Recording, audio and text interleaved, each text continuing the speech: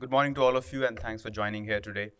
I don't have a PPT, so I would like to talk about two or three of more important things around innovation and design. So first of all, let us do some bit of 101. Since it's an academic institution, so we need to talk about academic stuff first. So we often confuse the word innovation and creativity. And it's very, very critical that we distinguish these two phrases very clearly. What is creativity? So, creativity is the act of generating an idea which is both novel and useful, which means that not every idea is creative. Often people come up with ideas and they claim that their ideas are creative, but certainly not. An idea that is novel, which means new, and useful, which means it has a utility, is only considered as a creative idea. So that is a very, very important understanding. Because if you lower the bar of creativity, then anything goes. And if anything goes and we have what we call as too many ideas, and ideas are cheap, let me tell you one thing. There is no premium on ideas unless and until you put your effort behind taking the idea all the way to the market. Idea has no value. If you go to Google, there are zillions of ideas coming at you in milliseconds. So ideas have lost their currency, which means that if you make a better mousetrap, the world is not going to beat a path down to your road, which is certainly not the case today. Okay, so that is about creativity. But creativity is not same as innovation. Innovation is the act of commercializing that idea. Now, the key operative in the phrase of innovation is commercialization. Now, commercialization has many negative undertones when I use the word commercialization, and people often ask me, so what about social enterprises? I mean, we don't intend to commercialize stuff. We don't intend to make a vulgar amount of profit. So are we not innovating? Even if you're a social enterprise, and even if you're an NGO, and even if your heart is in uplifting the common denominator of this country, you still need to be financially viable. Only when you are doing well for yourself financially, then you can help others. So I don't think we should stop at creativity. We need to ensure that we are going all the way down to innovation. How about invention? In this bargain, we have words like invention also coming in, and then, of course, patents. And we somehow associate a tremendous amount of value to patents. But what we need to understand, and this is a jaw-dropping statistics, that close to 6 million patents being filed in the US Patent and Trademark Office. And close to a century back, it was a sort of a voice out there in the US that we need to close the Patent and Trademark Office because everything worth inventing has already been invented. That was 100 years back, which means that humans have a lot more to offer to the world of science and technology. But of the 6 million patents which are granted by the US Patent and Trademark Office, statistically speaking, less than 2% have seen the light of the day, which means a whooping 98% of all the patents haven't been commercialized. Now, one of the arguments around it would be that most patents are of defensive nature, which means that they are not meant to be commercialized. The whole idea is to stop your competition from encroaching the territory. And for a future point in time where you would like to really go out and commercialize your work. But then assuming that the end of the line is a patentable or a patented product, I don't think is a wise thing to do. So my request and suggestion to all of you, first of all, is that start putting more premium on commercialization and start putting less premium on your fancy ideas. One of the very important things that as entrepreneurs we need to understand is our ability to kill our darlings.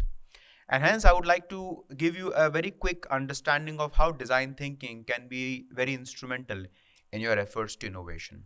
First thing first, innovations don't start with ideas. They don't start with ideas, because if they were to start with ideas, and because all of us have ideas, and I'm very sure that while I'm talking, many of you may have ideas about what's there on lunch today, isn't it? Or what you might be doing later in the day. So our human mind is fertile with ideas, and hence innovation doesn't start with ideas.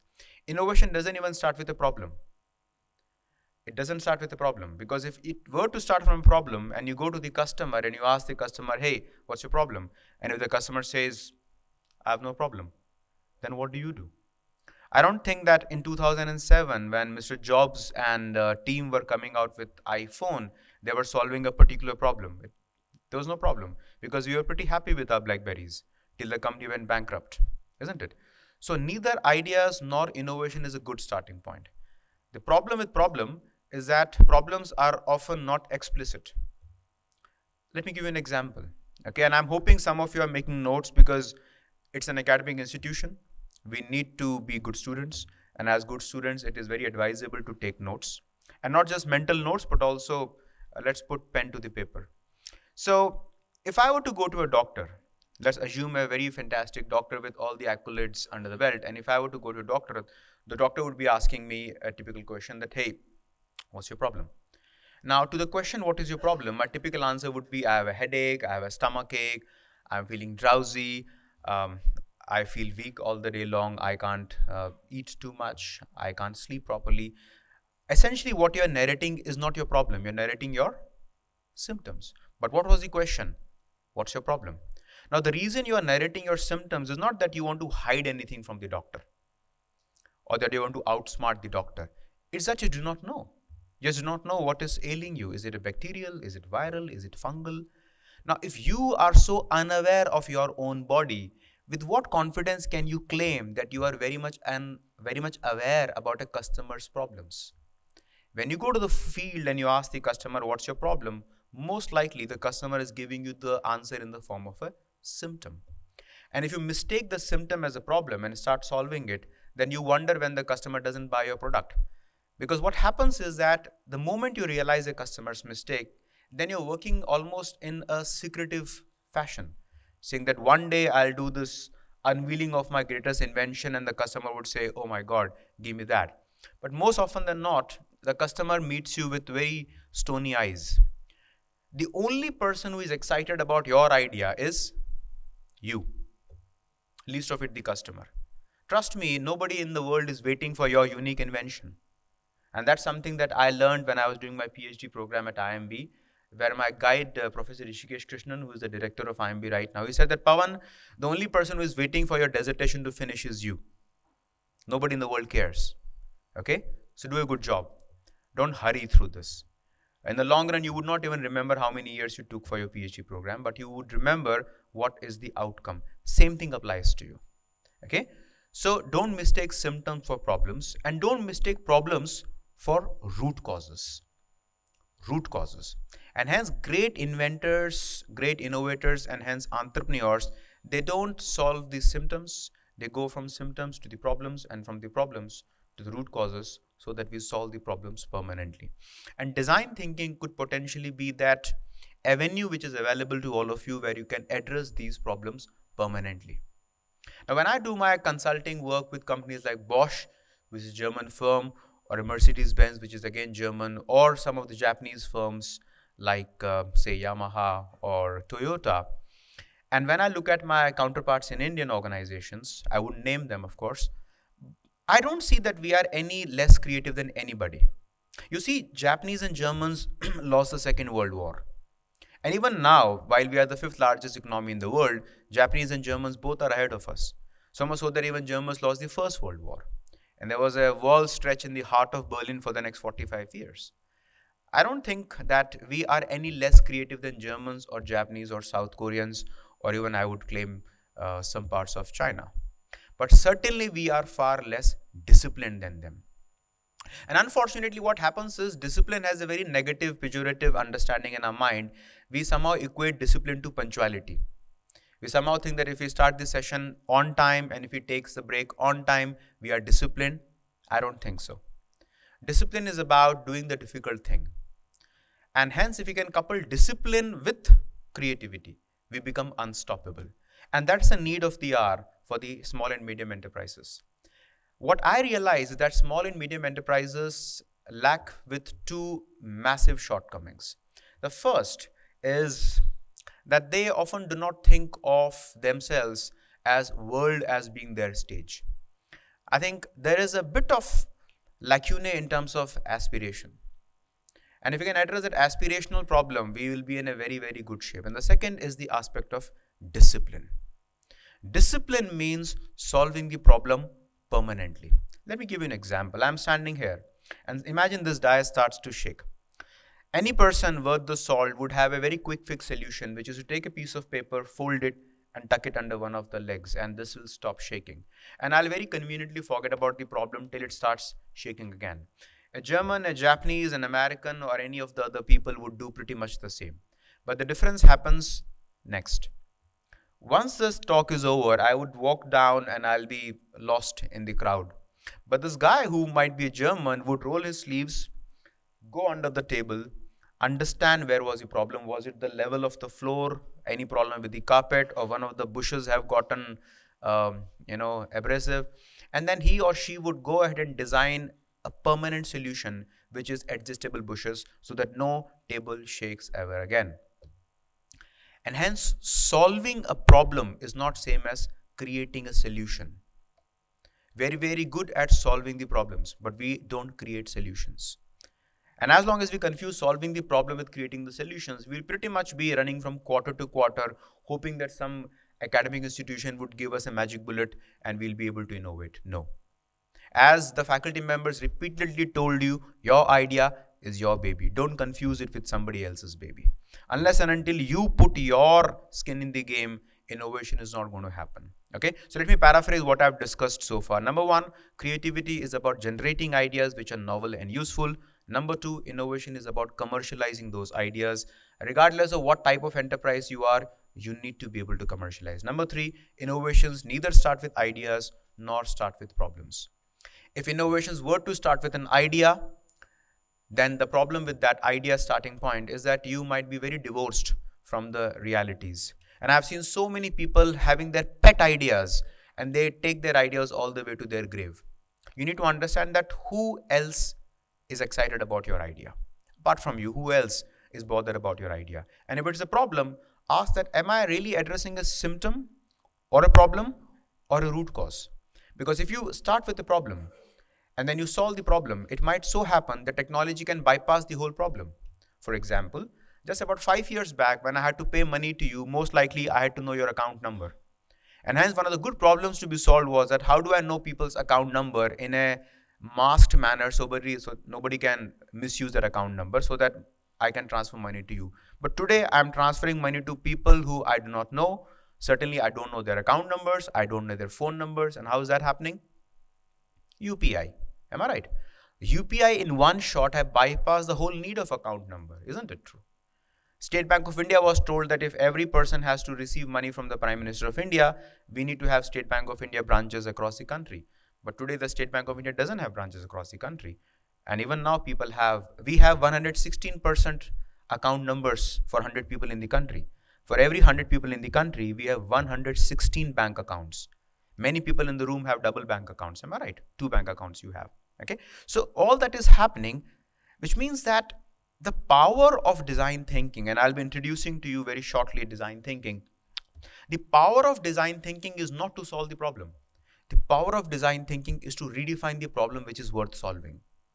And hence, if you think of a problem as starting point, you declare victory premature, saying that, hey, I have solved the problem. But it is not the problem that is the problem. It is what is behind the problem. What is the motivation? Why does a person want to get the problem solved? That is important. Because imagine there are 2 people, okay? And these 2 people have the exact same problem. But one of them is very happy with the problem, surrendering to it, saying that maybe this is not a problem, this is a feature of life. Let's live with it. And the second person goes all the way to solve the problem. It's not the problem that bothers them. It's the motivation. So what is design thinking? Design thinking, a good definition of design thinking that may be more amicable to all of you is design thinking is a human-centric model of problem solving. Now, the key word which I want to bring home is human-centric. Design thinking is not about design, it's about thinking. One of the biggest misconceptions that people have about design thinking is that they get into the obligation that, hey, I need to design something. Even now, the word design is associated with the words of tangible. Not true. I don't have to design anything tangible. It doesn't have to have a physical manifestation. It can be designing a behavior, nudging somebody into thinking differently, nudging somebody to pay taxes on time, nudging a child to switch off the television, nudging a parent to not use the phone after 6 p.m. All that is a part of design thinking. So design thinking is not about designing, it's about designing your thinking. And hence we have moved from the world of tangibles to the world of intangibles, now to the world of experiences. And the small and medium enterprises have 2 benefits. 2 lacunae I told you, maybe lack of inspiration and aspiration and discipline. It's not that large enterprises are a lot more disciplined. It's not that. But the cost of indiscipline in the large company is huge. The cost of indiscipline in a small company is not so huge. When you have 10 people employed by you versus when you have 1 lakh people employed under you, you need to be disciplined. When you're publicly listed and you need to submit your taxes and financials every quarter, you get disciplined. Okay? So I think discipline has to be self-imposed rather than by regulators or by faculty members or somebody else. So if ideas or problems is not a good starting point of innovation, what's a good starting point? And my submission to all of you is that a good starting point of innovation is aspiration. Let me take your memory back to 1962. And one of the youngest and the shortest serving president of the US, Kennedy, made this following statement in 1962, reacting to Russian Sputnik, saying that we need to put a man on the moon and bring him back safely by the end of this decade. And here we were, 1969, Neil Armstrong walking the surface of moon. Mind it, since then, they haven't managed to send a man on the moon. And we haven't managed to set a satellite on the moon either. 1969. In a matter of 7 years, they created NASA. They created the Apollo missions. A couple of them failed. And they trained somebody, and the man was walking on the surface of moon. And in August 15, 1969 is when ISRO was formed. Let's put things in perspective. The year in which Neil Armstrong walked the surface of moon is the year in which ISRO was established. And yet we have leapt technologically, and we became the first country to be able to send out there the Martian orbiter, which 1/10 the price of the Maven orbiter that NASA had put in. So I think there is no dearth of ingenuity, there is no dearth of indigenization. What we have is a dearth of discipline. So the starting point of design thinking is aspiration or inspiration. And that is where I think entrepreneurs don't do a great job. Entrepreneurs often operate from the perspective that if you don't do this, this is what will happen. If you don't attend my class, you will fail. If you don't file your taxes on time, you'll be caught. If you don't give this product to the market, customer will catch us up. No, the motivation to somebody cannot be if you don't do. The motivation has to be if you do. If you do this, this is what is going to happen. And I think if you can start from that premise of inspiring people enough, then I don't think problems would be difficult. Let me take your history, your attention back to history of India's independence and give you a perspective that why problem is not a problem unless somebody is inspired about it. Exactly 100 years back to when we are talking, there was a person by the name Mohandas Karamchand Gandhi studying law in London. Let's put things in perspective for a moment here. Even today, how many Indians do you think have the financial wherewithal to go to London and study law? Very small, isn't it? Even today. 100 years back, Mohandas Karamchand Gandhi went on to London and his life was set. Unlike Pandit Nehru, who was born with a silver spoon, Mahatma Gandhi wasn't born with a wooden spoon either. He was from a decent family. So decent that he could manage to go to London and get a law degree, which was quite ahead of his time, by the way. And India was getting thrashed by Britishers for over 100 years by then. It was not that India was an independent country. But India's lack of independence did not bother Gandhi. His life was set. He was in London, and the next platform for him was South Africa, where he would practice law. Now, he wasn't practicing law to liberate India, by the way. He was practicing law to make a career out of being a good lawyer. And he escaped the clutches of the misery that India had to offer, and he was pretty well connected in the upper echelon of London for a very long time. But then, as all of you know, one monumental episode changed everything when he was traveling in a train in South Africa in the first class compartment, and all of you know the story. That night, the problem of India's dependence or slavery or captivity was made personal. It was not that there was no problem. South Africa was also ruled by Britishers, India was also ruled by Britishers, but Mahatma Gandhi was not bothered about the problem personally. Which means what? Which means that if you have to solve a problem, make it personal. Unless you make the problem personal, the problem is always conceptual. Always conceptual. And hence we need to have a skin in the game. And this is a message for all the SMEs. When you come up to a faculty member at IISc, and I may speak on their behalf, though I may get reprimanded later on, but then you need to always ask the question that what is the skin in the game for this faculty? Instead of writing another paper, why should the faculty bother even spending 2 minutes with me? Why? Unless that is clear in your head, you have no business in his room. And if that is not clear in your head, it is not his mistake, it's your mistake. Because you chose to be an entrepreneur, he chose to be a teacher. And is doing a fantastic job being a teacher. But if you're not doing a good job being an entrepreneur, then it's your problem. So I think inspiration is the starting point. And then we move on to the second stage of design thinking, which is called as empathy. Empathy means sahanubhuti, samvedanshilta. And I think no subject in my entire academic curriculum taught me how to empathize. So much so that no subject, at least in my humble education, has taught me how to think. We never had a topic called Thinking 101. Nobody taught me how to think. We somehow thought that thinking happens automatically. If you solve problems, you become a good thinker. But alas, that doesn't happen. You may solve problem wrong. Quick fix, knee-jerk, common sense, intuition. And you may claim that you are a good thinker, but not necessarily, because you may be solving the same problem again and again and again, and nobody may nudge you into thinking any differently. So the second stage is called empathize. Are you willing to come out of your comfort zone and step into somebody's shoes? Most technologies fail because they lack empathy. Let's now go further than the marvelously good example of bad innovation, Tata Nano.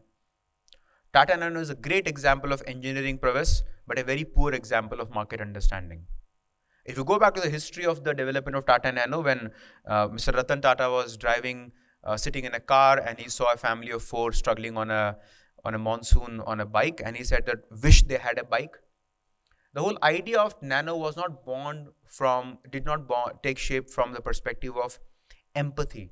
It took shape from the perspective of sympathy. Kash inke paas ek gaadi hoti. But he never rolled down his window and asked that, if I give you a car, will you be able to afford it? Would you rather spend that money to buy a car, or your child's education, or your daughter's marriage, or getting a bigger home, or buying a auto rickshaw for yourself? He didn't bother. And it took him to resign from Tata group of institutions and Mr. Chandra to come on and pull out the plug of Tata Nano. So don't mistake your sense of concern for the customer as genuine empathy. No. And that's the reason many innovations fail, because I'm not literally willing to step into the shoes of the customers. Many times inadvertently, because of our technological skills, we step onto the shoes of the customers. I'll tell you what is good for you. And we don't like such people. So empathy is the linchpin of innovation. It's not technology. Technology has become democratized. I don't think there is any technology that any organization anymore can claim to be proprietary. And that's the reason the world has gravitated towards ChatGPT, which has not come from Microsoft or an IBM or a Google or a Alibaba or Tencent. The companies which have the highest AI patents in the world haven't come up with. And ChatGPT has really made the question of human creativity and brought that to the center of the affair. So technology is democratic. What is not democratic is empathy. We need to spend a lot more time with our customers than in our labs, than in our factories, than with our investors, than with the professors. As Mahatma Gandhi rightly said, be the change you want to see. In design thinking, we say, be the customer you wish to serve. And that's the reason Mahatma Gandhi started wearing khadi, isn't it? Why did he wear khadi? Khadi was a choice of cloth for Mahatma Gandhi, because by wearing khadi, by weaving khadi, he is able to connect to the grassroots of the India. And then they start realizing that, hey, he's one of us. I can share my problems with him. If the entrepreneur is here and the customer they are serving is here, why will the customer bother about the entrepreneur? Because the entrepreneur is not bothering about the customer. You need to come down to the level of the customer and talk to the customer. Technology is secondary. Technology is never primary. And as Sir rightly said, the CDMA versus GSM example, it's not the best technology that wins the race. It's not the best technology that wins the race. It's the most appropriate technology that wins the race. Appropriate. Appropriate to the context. And it doesn't have to be the cutting edge. It may be but the cutting edge. 1 or 3 levels below the cutting edge, which is appropriate for the environment. So the first stage of design thinking is inspiration. The second stage is empathy. The third stage is ideation.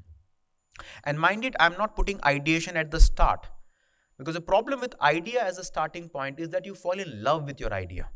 the so-called Figmillion effect happens to you. You think that my idea is the best idea. And as Jeff Bezos very rightly said, that no idea can survive the first encounter with the market. Your idea is only as good as the market's acceptability of that idea. Otherwise, it's fancy. It's very much fanciful. We have seen amazing ideas right in our backyard getting reprimanded from the marketplace because they were not appropriate. The Roomba vacuum cleaner in India hasn't picked up. The dishwashers in India haven't picked up, isn't it? The humble roti maker hasn't picked up. Half of India consumes roti, but we haven't cracked the electronic way of roti making, isn't it? Even today, it hasn't caught up. The solar power cooker hasn't caught up because these technologies are not appropriate. They're great technologies, but not appropriate technologies. And hence, ideate. And in ideation, what we need to understand is this big myth that we have about that all I need is 2 good ideas. Well, there is nothing called 2 good ideas. There is no concept of 2 good ideas. You always have 100 ideas. Because ideation is not about editing, it's about orchestration. You are an orchestrator of ideas, you're not a creator of ideas. That's a very big mental shift. You take ordinary ideas and combine them into new fashions to create yet powerful ideas. And hence, when you're doing ideation, your mind should always gravitate towards high quantity of ideas versus high quality of ideas. Whereas what you always want is high quality ideas. And you're not willing for high quantity ideas. Let me give you an example. Suppose I divide this audience into 2 groups. And all of you have cameras, okay? I give you 1 hour and I say that go out to the IISc campus and take snaps. Half of the people are allowed to take only 2 snaps and you can submit your 2 best snaps. And half of the audience are allowed to take 50 snaps. And you can submit all 50 snaps and there'll be an independent jury which will pick up the best 10 snaps from the entire lot. Which of the 2 groups, the ones that are allowed to take only 2 best photographs versus those allowed to take 50 photographs, which of the 2 teams do you think would have more likelihood of being picked up in the top 10? 2 or 50? 50. Because by the time you are at your 20th photograph or 25th photograph, you have become a better photographer. And as a learning curve picks in. In 2 photographs, you will keep wondering that, is it worth it? No, it's not worth it. Let me try another one. Is that worth it? Because you are trying to conserve those 2 slots and picking the best photograph. And that's what is ailing our organizations today. The leaders have very unwise demands from their employees. Give me 2 good ideas. Don't say, give me 2 good ideas. Say, give me 50 ideas. And let us see how do we make 50 ideas into 2 good ideas. And you don't make 50 into 2 by dropping 48. You make 50 into 2 by fusing them. Like your humble post-it note. All of you have seen a post-it note, am I right? When 3M invented post-it note in 1978, Art Silver and Spencer in 3M, Minnesota, it was a glue and a paper. Both glue was old and a paper was old, but the combination of tacky glue with the paper that is reusable was new. So innovation is about combining the old in new and new in old ways. That's what it is. You take the old and you combine them in a new way, and you take the new and you combine them in the old way. That is what innovation is. And hence, when you use the word ideas, the misconception that we have is that we need to do something new to the world. No. Don't do anything new to the world. Don't do anything new to the industry. Don't do anything new to the country. Do it new to your context. That's it. Innovation is highly contextual. Don't worry if you're copying. Don't worry. You should worry if you are only copying. Then you should worry. This may be very distasteful at an academic institution to speak, but almost all innovations start with imitation. You look at something and as a result, all research papers have citations. I haven't come across any research paper that doesn't have citation, isn't it? In fact, it will be looked down upon if you have a 0 citation research paper.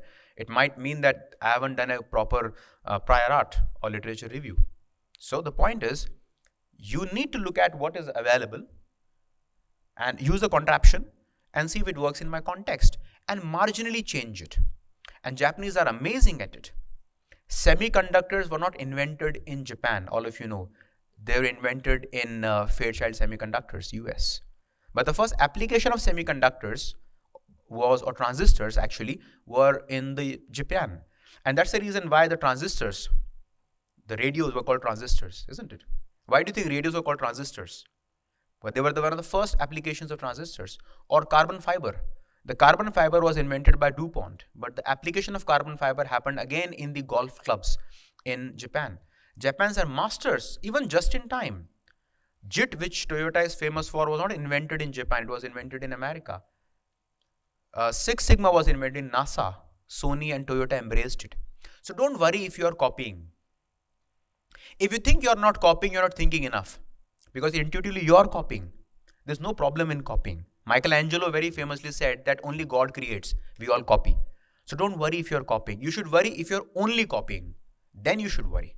So take something which is 80% there, add your 20% contextualization to it. This is very much yours. And if you don't get a patent, don't worry about that. If you don't get money, worry about that. I don't want a situation where you are sitting on a pile of patents with no money to show. That's not how industries have to work. Leave it to the academic world. Don't worry about it. And academia should worry if you publish a paper and nobody cites. Because there's no point in doing that because you're not adding to the body of knowledge. I have just about 5 minutes. So 3 points. Number 1, it's about inspiration. Number 2, it's about empathy. Number 3, about ideation. Number 4, prototyping. Prototyping is the language of innovation. And we think as Indians, we are very awful in prototyping because we have this very high fear of failure. Sharma ji kya sochenge? Sharma ji kya sochenge is what is biting all of us. But the matter of the fact is Sharma ji केवल शर्मा जी के बारे में ही सोचते हैं. वो आपके बारे में सोचते भी नहीं है. तो शर्मा जी क्या सोचेंगे is not the point to worry about. The places like IISc give you the labs where you can blow the test tubes. People don't realize it that way. The lab is something where you learn from your mistakes because every mistake is a great opportunity to leap forward. But we need to have a prototyping mentality. एक मानसिकता जरूरी है prototyping की. चलो यार देखते हैं आज नया क्या सीखते हैं. Whoever is a speaker today, I do not know, including me by the way, how many speakers came with this premise कि चलो यार आज नया कुछ सीखते हैं. सिखाते नहीं है, नया कुछ सीखते हैं. ये नया कुछ सीखते हैं, let me learn something, let me try something new, is what is called as a prototyping mentality. Edward de Bono, the author of the word lateral thinking, very famously said that if you don't want to change your mind, why have one? जरूरत ही क्या है फिर? If you don't want to change your mind, why bother having a mind? Because what are you changing, by the way? Kidney, liver, pancreas, intestine, muscles, mind. Mind is the only thing you're changing. So prototyping mentality is very critical. Let me take you back to Mahatma Gandhi. Mahatma Gandhi did this fantastic prototype to prove the idea of ahimsa that it works. Do you know what prototype he had? Before he went with the national level scaling of that idea of ahimsa. And by the way, when Mahatma Gandhi spoke about ahimsa, he was speaking what 2,500 years back Siddharth Gautam would have spoken. Ahimsa was an absolutely native context to India. There's nothing new about ahimsa in India. Okay, and there's nothing coming from law about ahimsa. And in the background, we had Subhash Chandra Bose with Indian National Congress. We have Pandit Nehru in Jinnah with their own Congress. We have Bhagat Singh, Sukhdev, Rajguru, hung just last year, 22. And all of that was happening in the backdrop. We had the mutiny, 57. In a country where people are having their own ways of getting freedom, with war, with joining hands with Japanese army, Russian, he came up with this novel concept ki yaar, if somebody slaps on your one face, put your another face forward. It was such an alien concept. And he was Mahatma Gandhi. Bare bone. But he had to prove that this idea works. This idea works here to prove that. And what was the proof of pudding? Anybody knows that? What was the idea? What was the prototype of that idea that Gandhi took? Dandi March. Dandi March was the proof of concept. He started from Sabarmati all by himself. And he said that I'm going to pick salt. It's Indian soil, Indian ocean, Indian salt. Why should we pay taxes to Britishers? Salt. Why should we pay taxes? This was a proof of concept of non-violence, non-committal stance. And he walked alone. I don't care whether you come with me, you don't come with me. And as he walked the 200-kilometer stretch to the borders in Kutch, people joined him. And then there was Indian soldiers to British affiliation standing there on horses, and wave after wave, they started stabbing Indians. Indians died in the process. And when the first wave was sort of stormed by Britishers, Indians basically, there was no Britisher on the scene, Indians, the second wave came. And the third wave came. And by the time the third wave came, these guys lost it. They said, I can't do this. I can't kill my own brothers and sisters. It's insane. They're not attacking me. I'm killing them. They're not doing anything in defense. I can't do this. And that was a proof that Mahatma Gandhi needed, that yes, Indians are ready for something which was a concept till recently. And then he said that, okay guys, now flood all the jails across the country. Voluntarily go to jail. Do something which is against the law, written law, go to the jail. They all went to jail. One thing led to another thing. So the point is, you can prototype even a concept. Ahimsa was as nebulous as it can get. And I gave you the example of Ahimsa just to drive home the point that you don't have to have an electronic contraption to prototype. Anything is amicable to prototype as long as you have prototyping mentality. कि चलो यार देखते हैं ये होता कैसे है. ये होता कैसे है is a very important mindset that we need to have. And finally, the last stage of design thinking is to scale. This can be a tongue-in-a-cheek statement, but I will bet on it that the only proof of innovation is scale. If you can't scale, you're kidding. You're not innovating, you're kidding. You need to scale. Making one lamp, making one product, making one fertilizer, making one molecule is lab's work. You need to scale this, and scale this in an amicable manner. Don't make vulgar amounts of profit, but make it self-sustaining. Otherwise, you're a bad manager. As simple as that. You're a bad entrepreneur.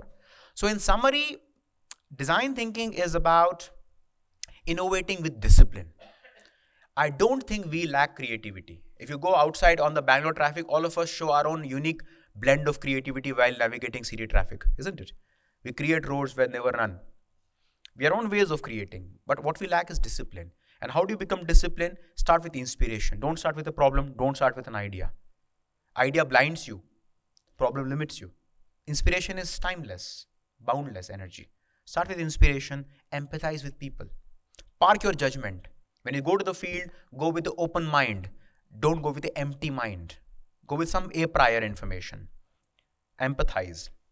Generate tons of ideas. Take those ideas to the market and have quick prototype. अच्छा काम कर रहा है नहीं कर रहा है ये कर रहा है नहीं कर रहा है ऐसे कर रहा है let me try. That is very important. Like I tried today to come without a PPT. कि चलो देखते हैं क्या होगा. Worst क्या होगा? Sir will not call me again. उससे ज़्यादा क्या होगा? Correct? है कि नहीं? He will not call me again. If this is my last standing lecture at IISc, so be it. Can try तो करें यार. That's the worst that's going to happen, isn't it? And if you survived COVID, the worst is you have seen it. Again, you have seen what a nightmarish thing it could be. And hence you take it down. So if you were to draw a Venn diagram of design thinking, the Venn diagram would have what is desirable to the customer, tick. What is feasible technically, tick. And what is viable business-wise. Human desirability, technical feasibility, and business viability. Unless these three things are met in unison, you can't have design thinking or even innovation remotely. That's all the time I had. As you said, example that Tata Nano, you said that design thinking or innovation start with aspiration or inspiration. But think you mentioned that Tata Nano, that Ratan Tata is not inspired. They identify the problem first, the family facing. Then only they come up with the Tata Nano. Like that, another example I can give, the smart which the sir mentioned in first session. Yes, sir. So like I am saying that problem or idea is the initial stage for innovation. But you said inspiration is the first stage for the innovation. How can you defend this question, sir? Let me give you a small story, okay? And let me take this as the last question. Okay, sit down.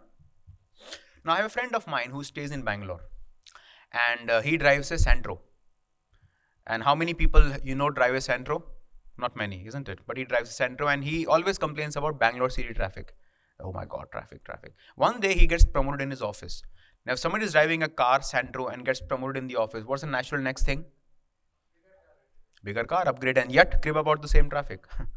But he doesn't do it. He gets a chauffeur for himself. In the same Centro, he gets a chauffeur. And ironically, a chauffeur for a Centro will be cheaper than the chauffeur for a sedan. Because the chauffeur will also think, कि इससे क्या लेना? Let him give him a discount. So for 8,000 rupees a month, he gets a chauffeur. For remaining 5,000 rupees, he gets a Kindle. Now he sits in the same back seat of the car and he reads a Kindle and he finishes a book every 1 week. Did he solve the problem of Bangalore city traffic? Yes, no?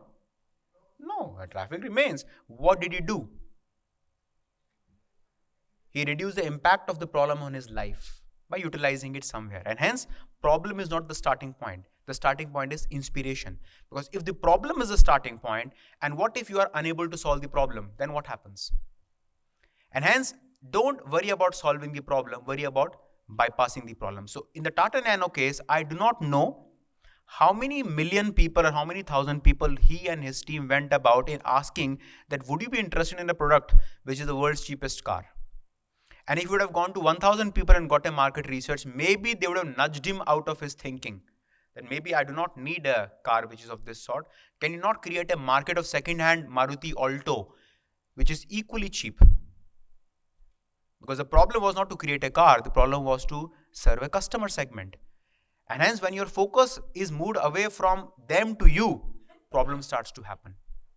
We can take the remaining question outside. Is that okay with you? Okay then, thank you so much.